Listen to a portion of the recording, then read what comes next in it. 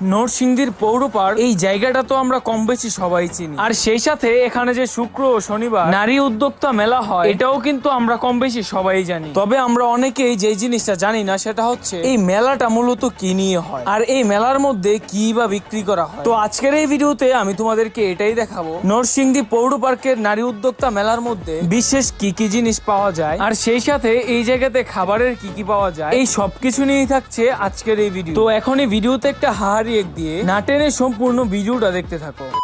আসসালামু আলাইকুম এভরিওয়ান, কি অবস্থা সবার? আশা করি সবাই ভালো আছে। নরসিংদী পৌর পার্কের নারী উদ্যোক্তা মেলা এটা এমন একটা মেলা যেখানে অসংখ্য নারীরা নিজেদের হাতের তৈরি অনেক আসবাবপত্র এবং অনেক খাবারের জিনিস এনে এখানে বিক্রি করে, যে কারণে এই মেলার নাম দেওয়া হয়েছে নারী উদ্যোক্তা মেলা। আর এই মেলার বিশেষত্ব হলো এখানকার বেশিরভাগ ক্রেতা বিক্রেতাই নারী। আচ্ছা যাই হোক, এতক্ষণ পর্যন্ত যা যা কিছু বলতেছি ওই সবকিছু তো সবাই জানে। তো চলো এখন দেখা যাক আসলে এই মেলার মধ্যে কি কি পাওয়া যায়।